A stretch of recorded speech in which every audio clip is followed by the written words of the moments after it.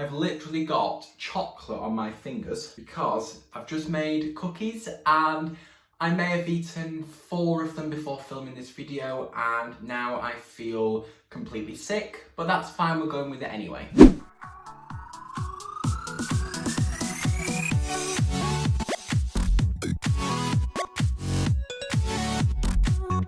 Hello everybody and welcome back to a brand new video. Now for today's video I am going to be talking to you about online learning. I am going to try and give you some top tips to help you get the most out of your online learning at home. Many students have had to adapt to a brand new style of learning that they've never really done before because we've always been able to go about our daily life and head to school and college, but in such a difficult time like this we all need to come together to help one another. Now before I jump into this video, I want to let you know that this video is in collaboration with Stairway Learning. Stairway Learning is a free, yes I said free, online learning platform that offers interactive lessons for GCSE maths, physics and biology. They cover the whole GCSE syllabus for maths, physics and biology, and there are over 500 lessons on Stairway Learning. It's super easy to sign up to their platform. All you have to do is head over to www.stairwaylearning.com, or you can sign up using their brand new iOS app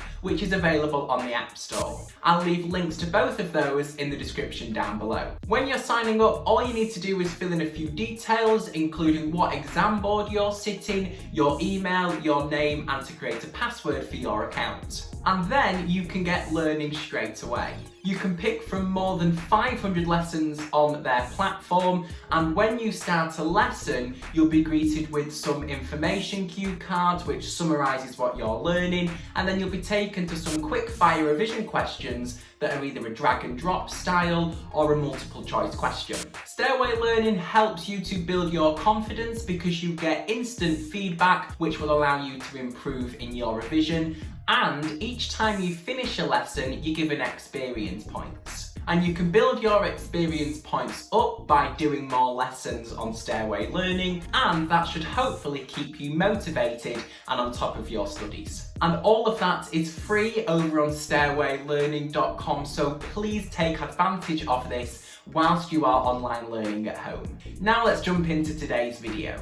My first top tip is to use your phone productively. Now if you can, get rid of your phone whilst you're studying. I mentioned this in my How to Stay Motivated video and I'm going to say it again here. Your phone can be a very big distraction and I am a culprit of it as well. It's so easy to get distracted by your phone. When you see notifications popping up, you automatically want to go and click on them and find out what your friends are saying. But please try and get rid of your phone from the room that you're studying in. Because you're in the comfort of your own home, you won't be as strict with yourself. And when you're at school, you know that you're not allowed to go on your phone and that it will be confiscated if you go on it. So you've got that restriction and that barrier to stop you going on your phone. But in the comfort of your own home, you can go on it whenever you like. So try and remove it from the room that you're studying in. If you want to take it that step further, get your mum or your dad or whoever you live with to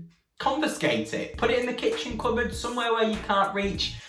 It sounds really bad, doesn't it? But do it if it's going to help you with your studying at home, and that way you won't be tempted to go on your phone because one, you can't reach it if it's in the kitchen cupboards. However, saying that, if you feel as though you do need your phone with you and you want it with you to help you learn, then make sure you use your phone productively.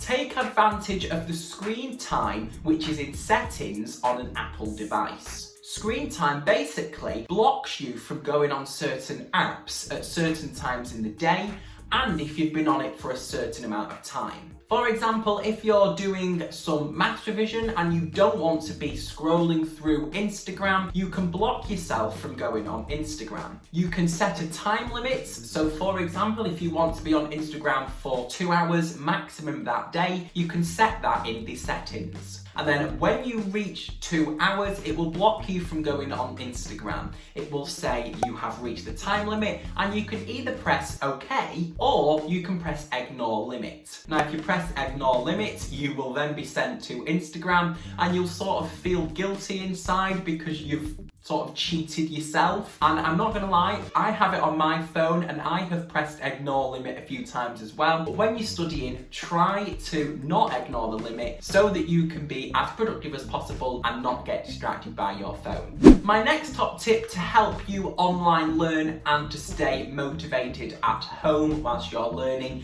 is to stick to your normal timetable. Now, if teachers are sending you work via email or Microsoft Teams, whatever software they're using to send you work, and you're not being asked to join online live lessons, then it can be really easy for you just to push the work aside and not get it done. If you do that, the work that you're being sent will just pile up and you probably won't end up doing it. And we don't want to be in that situation. So try and stick to your normal timetable. Say for example, if you've been set some maths work, try and get it done the time you would have maths at school. So if you would have maths from 10 till 11, make sure that you have that time at home to do the maths work that you've been set that day. This will also help you not get too overwhelmed by the amount of work and do hours and hours upon hours of work each day and get carried away with yourself. However, if you don't want to stick to your normal timetable because it doesn't suit your home life, or you don't want to be waking up at 8:40 to do a science paper, then you could create a home timetable that fits better to your home lifestyle at the minute. The next top tip I can give you is to have a study space. Now, if you are lucky enough to have a study space, make sure you have got this as equipped as you possibly can. Make sure that if you are online learning and you need an electrical device, make sure you've got your laptop on your desk and you've got a charger and you've got everything you need so that you can start learning straight away. Now, if you don't have a desk or an office at home, you can make use of any space in your house. Ask if you could use the dining table from 1 till 5 to do some work, and I'm sure whoever's living with you will let you have that space. If you can't have the dining table, then make use of the coffee table or make use of the floor. It might be uncomfortable, but you can still get work done there. But make sure wherever you're working, it is equipped as possible and ready for you to learn so that you can be as focused and motivated as possible to do your work. If you don't have a desk, a coffee table, a dining table, you can resort to your bed. Now, this is a bit of a tricky situation because every time I go in my bed, I practically fall asleep. So what you want to do is you want to make sure that you have told yourself, I am sitting in my bed. I'm not going under the covers because I won't get any work done. But sit on your bed, make sure you've got your workout ready and everything is there for you to start learning. And once you've finished learning, get rid of any evidence that you have done any work. You want your bed to go from a study space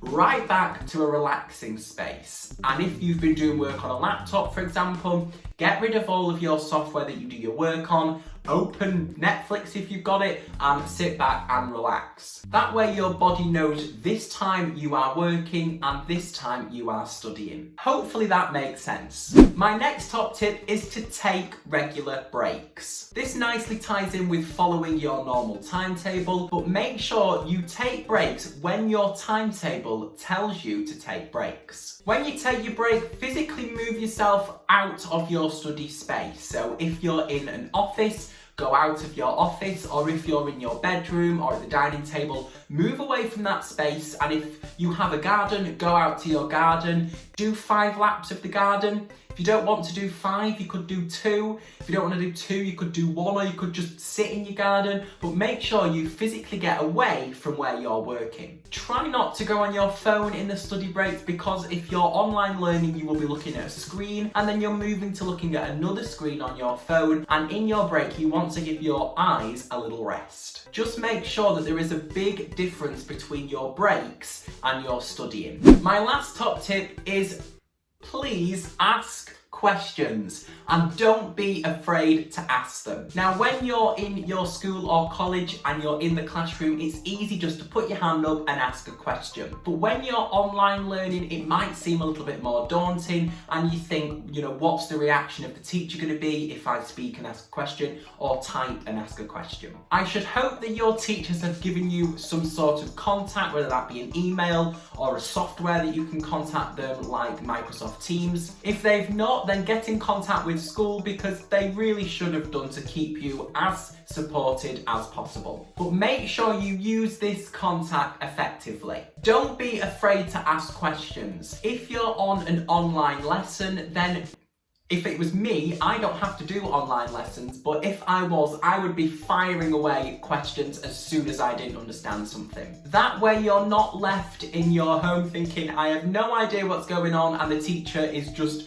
talking and sending these PowerPoints and I don't really know what's going on. Also, if you ask the question there and then on the live online lesson, you never know that you might also be helping other students too, because they might have the same question as you and they feel in the same boat because they don't want to ask the question as well. And asking questions will stop you from facing barriers later on. Let's say, for example, you don't ask a question in a live lesson and you come to do the work on your own and you're stuck because you didn't ask that question. You can't move on with your work. So make sure you ask questions as soon as you think about them and just fire the questions to your teachers. I can't stress it enough. If you're not having to do online lessons and your teachers are sending you work, let's say daily, and you're struggling on a piece of work, then email the teacher back or message the teacher back, however you keep in contact with your teacher, and ask the question. If you're stuck on a certain question, you could take a screenshot of the question or a picture of it and send it them so that they can reference the question straight away within your email and get back to you straight away.